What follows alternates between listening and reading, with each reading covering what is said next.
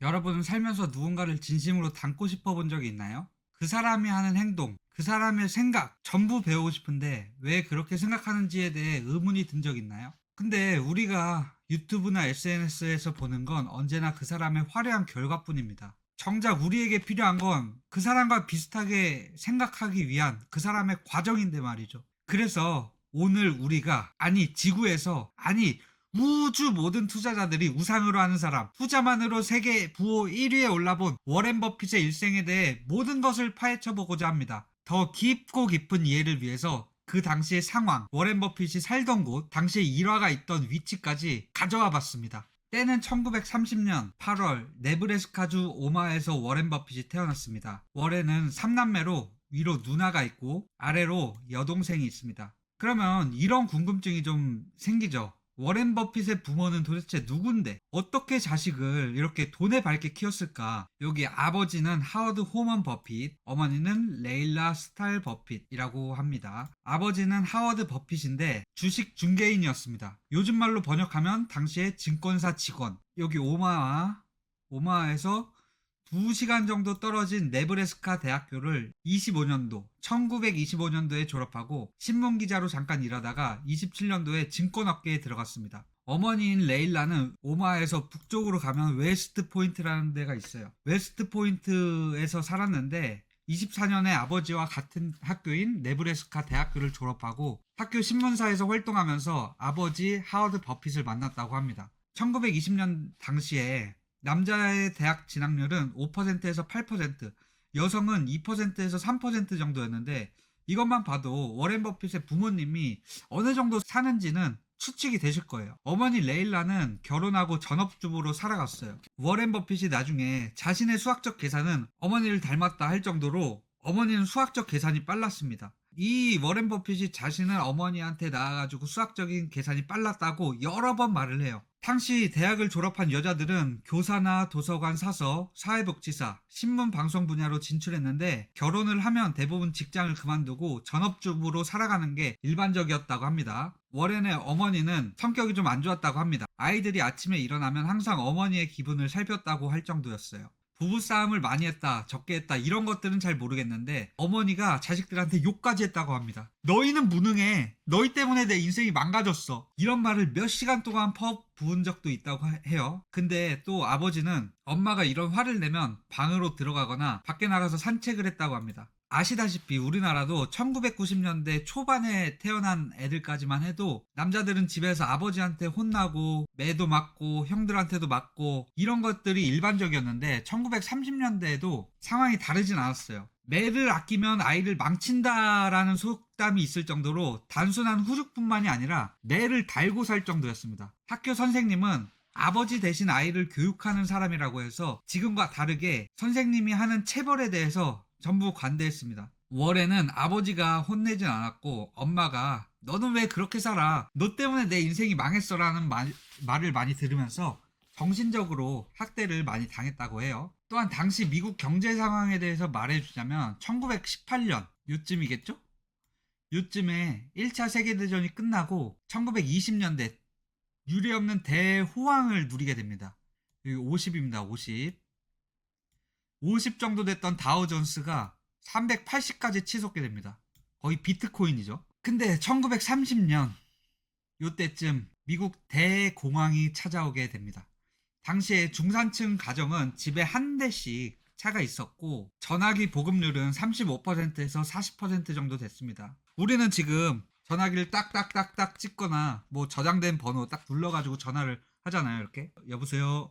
워렌 나야 나 이렇게 하잖아요. 근데 당시에는 딱 전화기를 들면 어디로 전화하세요? 라고 중간에서 누군가 받았다고 합니다. 그러면 워렌네 집으로 전화해주세요 하면 중간에서 전화번호 눌러주고 이러면서 전화를 하는 그런 시스템이었던 거죠. 조금만 더 들어가서 워렌 버핏이 영향을 많이 받은 친가 쪽이 어땠는지 좀 살펴보겠습니다. 워렌의 증조할아버지 시드니 호먼 버핏은 1867년 뉴욕을 떠나 오마하로 이주하고 자신의 이름으로 1869년 오마하 시내에 식료품점을 개업합니다. 후에 할아버지인 어니스트 플랫 버핏은 이 식료품점을 물려받게 되는데요. 그리고 자신의 이름으로 1915년 식료품점을 열게 됩니다. 여기 보시죠. 어니스트 버핏. 엄청 큰 성공은 아니지만 이 어니스트 플랫 버핏의 자식이 4명이 있었는데 4명 전부 다 대학교를 보낼 정도로 성장했다고 합니다. 참고로 나중에 워렌 버핏이 만나게 된 찰리 먼거가 우연히도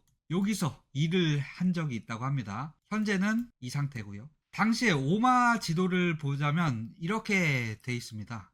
여기 보시면 오른쪽에 여기 오마 시내 요쯤에서 시드니 버핏이 처음 식료품점을 열게 되죠. 그리고 여기는 시청과 법원도 있고요. 여기서 아버지인 하워드 버핏이 증권사에서 일할 때 여기 있었고, 그리고 증권사를 나중에 차리게 되는데 이쪽 주변에서 증권사를 차렸다고 해요. 그리고 요쪽에 워렌 버핏이 살았고 이쪽에 할아버지 하워드 버핏이 살았다고 합니다. 그리고 1915년에 할아버지인 어니스트 버핏이 이쪽에 식료품점을 다시 차리게 됩니다. 조금 더 들어갈게요. 트램이 이렇게, 이쪽도 트램이 이렇게 자리 잡고 있었다고 해요. 그래서 시내 다니기가 쉽죠.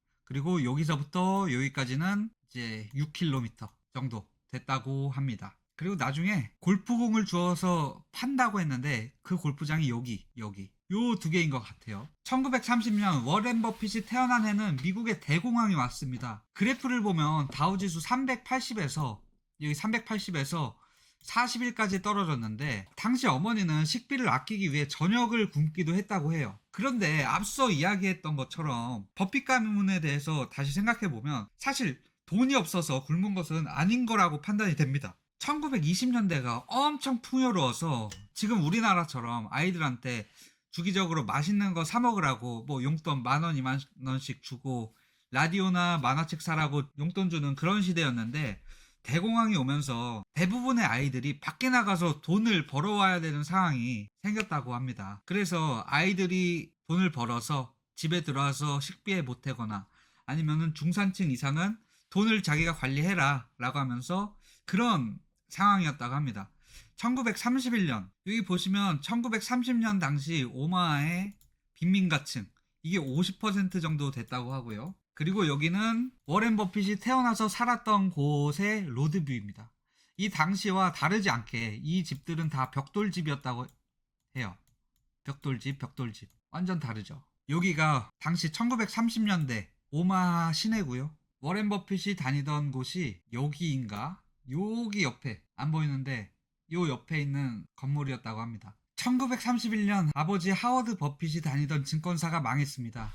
그리고 바로 아버지가 자신의 이름으로 친구들과 주식 중개업체를 차렸는데 그 건물이 요 건물입니다. 이 건물은 여기 있는 건물이고요. 여기 리치맨. 그리고 나서 그 이후로 형편이 조금씩 나아졌습니다. 여기 보시면 1930년대 차가 막 다니고 있죠. 차 그리고 트램. 요 중에 워렌 버핏 아버지가 계실 수도 있어요. 다시 위치를 한번 설명드리면 여기가 오마하 시내. 방금 이 사진 있죠? 이 사진이 아마 이쪽에서 찍은 사진일 거예요. 그리고 여기가 아버지 회사였고요. 그리고 워렌 버핏이 어릴 때 살던 집 있는 곳, 할아버지 집, 할아버지 식료품점. 그리고 나중에 6살 되면은 워렌 버핏이 이사를 갑니다. 이쪽으로 할아버지 식료품점 바로 옆이죠. 이쪽으로 이사를 가게 됩니다. 참고해두세요. 그리고 하나 더. 참고로 워렌 버핏이 다니던 초등학교 위치 여기서부터 꽤나 멀죠 이렇게. 근데 요 주변에 초등학교가 있었는데 여기가 조금 더 학구열이 좋았다고 합니다. 그래서 이쪽으로 갔다고 해요. 워렌이 3살이었을 때 이때부터 워렌 버핏이 숫자에 집착을 좀 보였다고 합니다. 워렌이 5살 때부터 할아버지 가게에서 껌을 가져다가 동네에다가 껌을 팔았다고 합니다.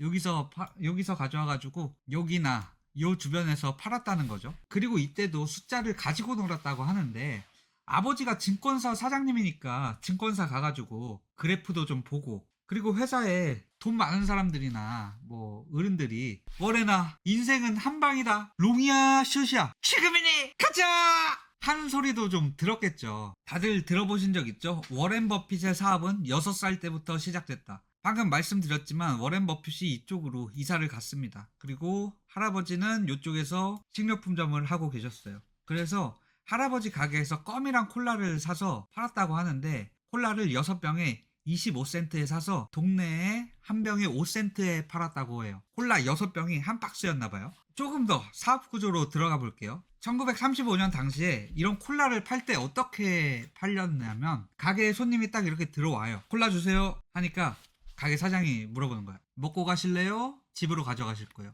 내가 여기서 꿀꺽꿀꺽꿀꺽 마시고 병 반납 딱 하고 가면 5센트, 그리고 집에 가져가면 7센트, 이렇게 계산을 했습니다. 공병값이 2센트인 거죠. 근데 워렌 버핏이 받은 한 병은 4.2센트였는데 그 공병을 가져온다는 전제하에 친할아버지랑 이제 협의를 해서, 아니 협의가 아니겠죠. 워렌아 이거 가져와야 돼. 공병 꼭 가져와야 돼. 거래를 했겠죠.